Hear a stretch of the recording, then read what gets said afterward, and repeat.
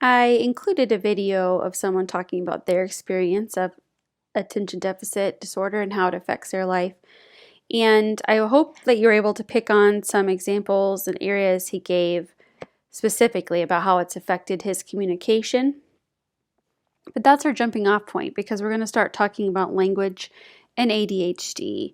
Some interesting things: 11% of children ages 4 to 17, which that equals 6.4 million people, have the diagnosis. And that was in 2011. That's what your book cited. I would guess that it's much higher now.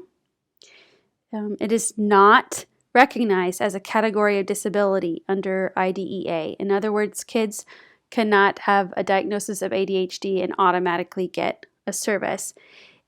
A majority of kids receive services in the public education system through the diagnosis of otherwise health impaired, or OHI.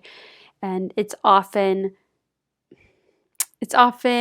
cited to get an OHI eligibility determination to get that person services if it indeed is affecting their educational performance.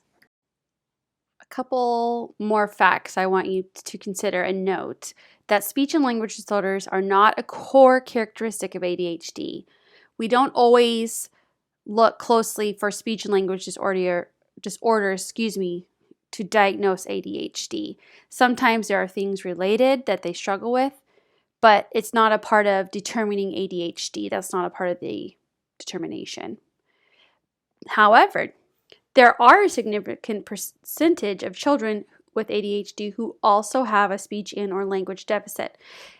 We find that many children that are diagnosed with ADHD as a primary or secondary diagnosis also have some issues with language, and you can see that bottom statistic, which that percentage always cracks me up because that's a huge range.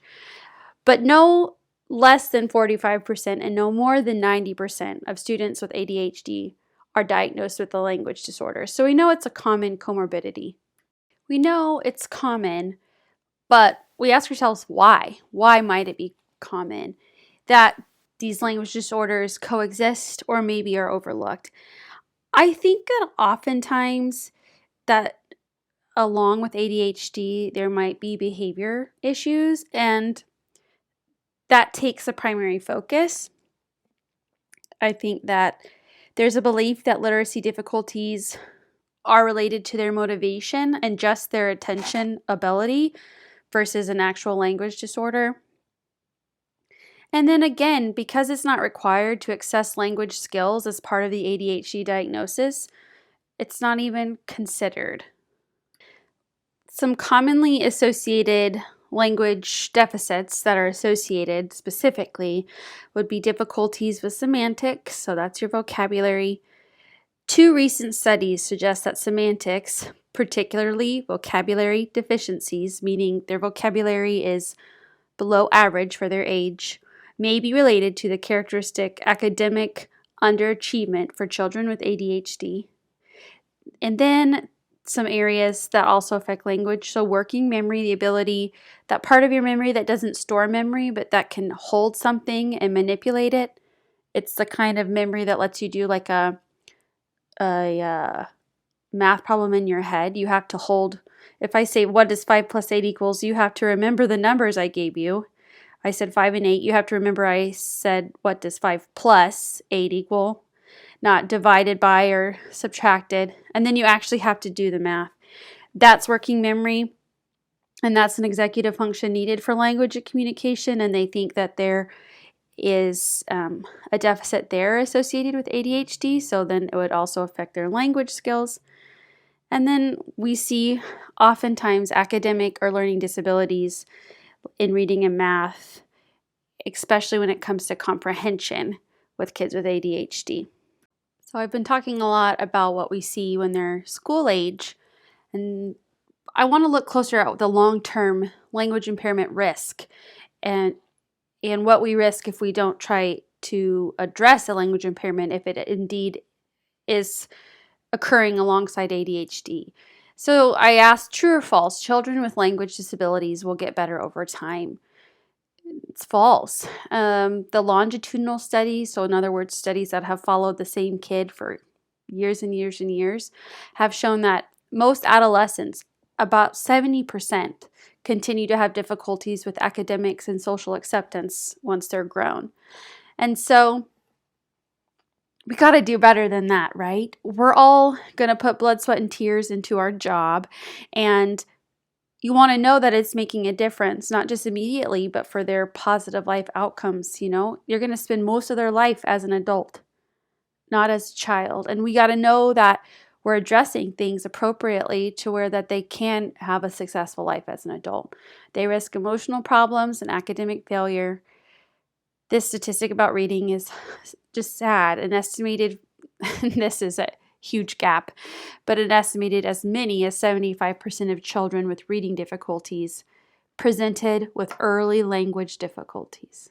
They were comorbid from the beginning, and so they both needed addressed. All right, so we've looked a little bit at learning disabilities.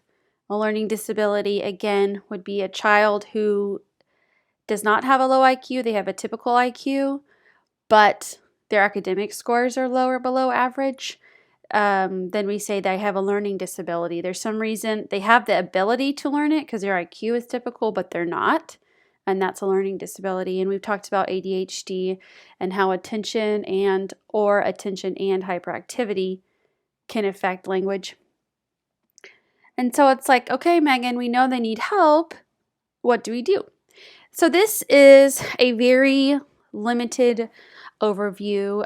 There's, I'm sure, much more than this out there, but from the perspective of language and what your book highlighted, we're going to go over a few specific strategies that you might use. Oftentimes, you're going to get into a district or a school system or programming that they've already kind of chosen the curriculum and how you're going to teach, but I still want you to have an overview of some things people use. So a major area that we're going to focus on within this disability and many other disabilities as we talk about how language is impacted is enhancing phonological awareness. In your book on pages 84 and 85, these researchers have listed these 8 top priorities when it comes to what you need to work on in the area of phonological awareness and or how to do it. Things like the instruction should start with easier tasks and always move toward harder tasks. They should be creative. They should be engaging. They should practice producing individual phonemes correctly. So it's just saying what their research pointed to correlated with the highest success when you were working on phonological awareness tasks. So this is really, really important for you to take note of because I think you're going to learn a lot if you haven't already in your early childhood or elementary ed about phonological awareness because you're teaching reading and those pre-reading skills.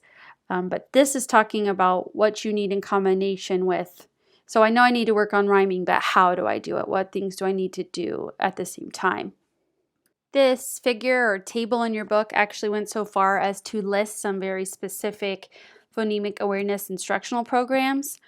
Again, this is good knowledge for you to have. Most likely, wherever you end up, it's going to have something they already use to systematically teach phonological and phonemic awareness, and maybe not.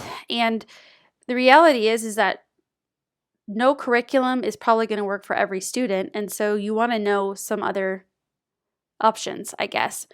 And just from my own experience with Teachers Pay Teachers, there's a lot of good stuff on there. I think you have to be careful. It's just like the internet. You can't believe everything you see because I don't think they closely monitor who posts stuff.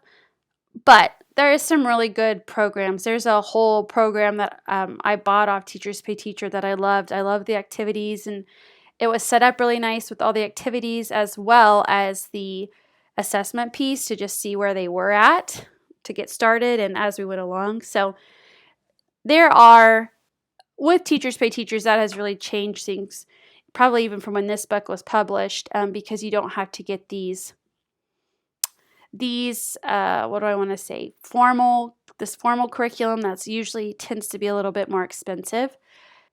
So I'd encourage you to check that out. The next thing you're going to see is I have linked 3 different videos back to back to back in this YouTube playlist of a few programs. The first one you're going to see is talking about the Orton Gillingham program. The second one is called Fast Forward with the word at the end, WORD. And the last one is called Earrobics. And these are all programs that are set to increase literacy and language.